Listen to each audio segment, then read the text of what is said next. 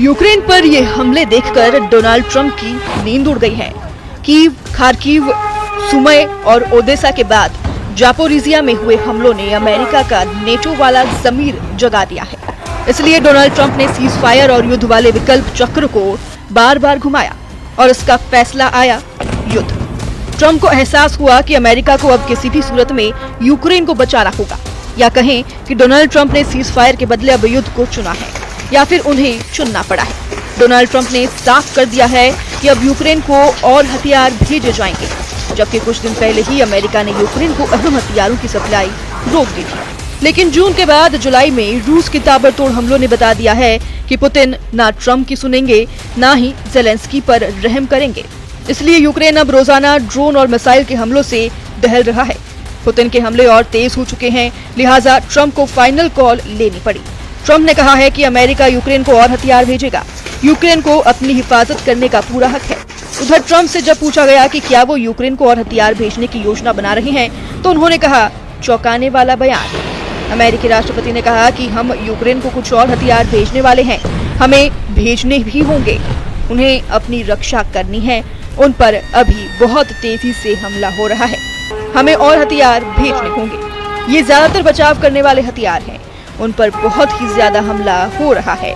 पूरी तरह बिखर चुके यूक्रेन के बाद पुतिन का एजेंडा अब अमेरिका के सबसे बड़े जंगी प्लेटफॉर्म को तबाह करना चाहता है।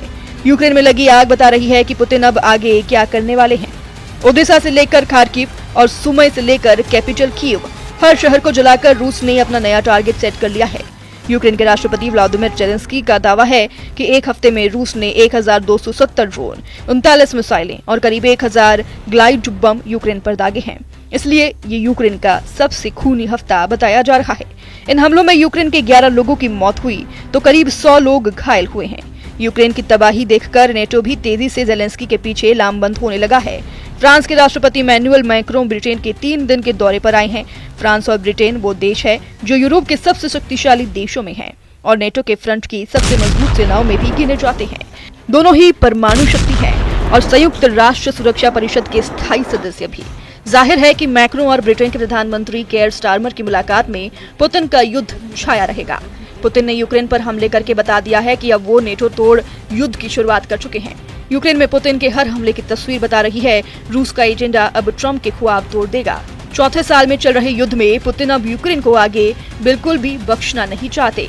हर हमले के साथ उनकी फायर पावर लगातार बढ़ती जा रही है और यूक्रेन में अब तक 12,000 से ज्यादा लोगों का खून बहा चुकी है। यूक्रेन के हर बड़े शहर को पुतिन की मिसाइल और कामिकाज़े ड्रोन दहला रही हैं और इन्हें रोकना अब ज़ेलेंस्की के बस की बाहर की बात हो चुकी है। यही वजह है कि ट्रंप ने पुतिन को लेकर बहुत कड़वे शब्दों का इस्तेमाल किया है। ट्रंप ने जो कहा है उसके मायने साफ हैं कि पुतिन के सिर पर खून सवार हो चुका है। ट्रंप बता रहे हैं कि पुतिन अब ना रुकेंगे, ना माफ करेंगे। ट्रंप का दावा है कि पुतिन अब बहुत ही सख्ती से यूक्रेन को कुचल डालेंगे। अमेरिका राष्ट्रपति ट्रंप का दावा है कि अगर मैं किसी युद्ध को रोक सकता हूं क्योंकि मेरे पास वो ताकत है तो मैं जरूर रोकूंगा। सच कहूं तो मुझे दुख है कि राष्ट्रपति पुतिन ने इसे नहीं रोका। मुझे ये अच्छा नहीं लग रहा है। इससे पहले यूक्रेन में युद्ध को लेकर ट्रंप के ऑफिस में बड़ा अलार्म भी बजा था और ट्रंप के आदेश पर पेंटागन ने ऐसा फैसला किया, जिसके बाद ज़ेलेंस्की के पैरों तले जमीन खिसक गई। पेंटागन ने कहा कि अमेरिका के पास हथियारों का स्टॉक कम हो रहा है, यानी अमेरिका के अपने हथियार खत्म होने वाले हैं।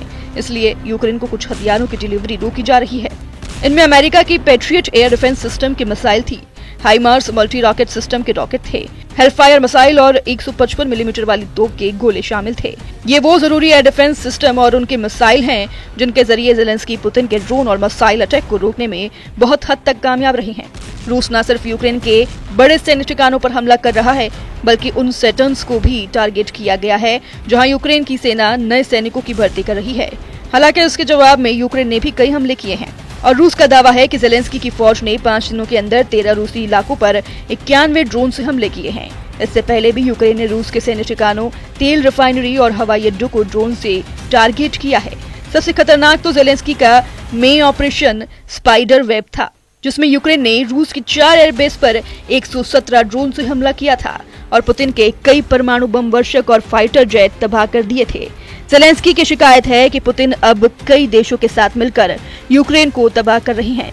यूक्रेन के राष्ट्रपति व्लादिमीर ज़ेलेंस्की का दावा है कि आज रूस का कोई भी बड़ा हथियार ऐसा नहीं है जो पूरी तरह अपने रूस में बना हो। उसमें दूसरे देशों के पुर्जे, मशीनें या बाकी सामान होते हैं। दुख की बात तो ये है कि इसमें कुछ यूरोप और नेटो देशों से भी आती है। ये बंद होने चाहिए। हर रूसी मिसाइल, ज्यादातर ड्रोन और वक्तबंद गाड़ियों में ऐसे पुर्जे पाए जाते हैं। सिर्फ चीन ही नहीं, ताइवान, यूरोप के देशों और अमेरिका से भी सामान आते हैं। यही युद्ध को लंबा कर रहा है। ये एक अपराध है। हम सब समझते हैं कि इस युद्ध की बड़ी वजह और यूरोप के लिए लंबे समय तक खतरा रूस है। लेकिन सच ये है कि हम सिर्फ रूस का सामना नहीं कर रहे हैं, हम एक पूरे नेटवर्क का सामना कर रहे हैं जिसमें कुछ देश और कुछ गैर सरकारी समूह शामिल हैं। ये हिंसा और हमले को बढ़ावा दे रहे हैं। इस नेटवर्क में रूस, उत्तर कोरिया, ईरान और चीन की कुछ कंपनी शामिल हैं। पुतिन के इरादों को टक्कर देने के लिए यूरोप में नई कोशिश शुरू हो गई है। ज़ेलेंस्की हर उस शख्स तक पहुंच रही हैं जो यूक्रेन को हथियार दे रहा है या फिर आगे दे सकता है। यानी ज़ेलेंस्की लगातार सप्लाई रूट बरकरार रखने के लिए फील्डिंग कर रही हैं।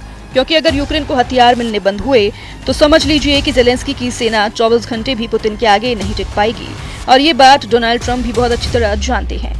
यूक्रेन में पुतिन के हमलों के बाद ऐसी ही तबाही नजर आती है और तस्वीर बता रही है कि पुतिन अब क्या करने वाले हैं। क्योंकि ड्रोन और मिसाइल धमाकों के बाद यूक्रेन के शहर वैसे ही नजर आते हैं जैसे इजराइल की बमबारी के बाद गाजा नजर आता है।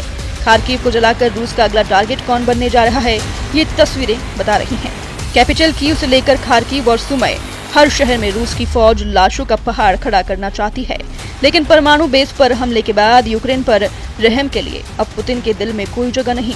3.25 साल के युद्ध में पुतिन के शोलों की तादाद बढ़ती जा रही है। रूस में सुरक्षा परिषद के उपाध्यक्ष दिमित्री मेदवेदेव, जो रूस के राष्ट्रपति भी रह चुके हैं, उन्होंने कहा है कि यूक्रेन को लेकर अब बस एक मकसद है, संपूर्ण जीत और यूक्रेन में नाजीवाद हुकूमत की 100% तबाही, जिसे पुतिन पूरी तरह से खत्म कर देना चाहता है। पुतिन के लिए भी एक चौंकाने वाली खबर है। रूस के परिवहन मंत्री रोमन स्टारोवोइव की मौत ने पूरे रूस में हड़कंप मचा दिया है। रूस के अधिकारी इसे आत्महत्या बता रहे हैं। लेकिन पुतिन के मंत्री की मौत की खबर उनके बर्खास्त होने के कुछ घंटों बाद आई। रूस की मीडिया का कहना है कि ये मामला कुर्स्क के डिफेंस वॉल के लिए दी गई रकम में गबन को लेकर हो सकता है, जिसकी जांच चल रही है। कुर्स्क में अगस्त 2024 में यूक्रेन की अचानक घुसपैठ के दौरान रूस का मोर्चा कमजोर साबित हुआ था और तब इसके लिए स्टारोवोइव को जिम्मेदार ठहराया गया।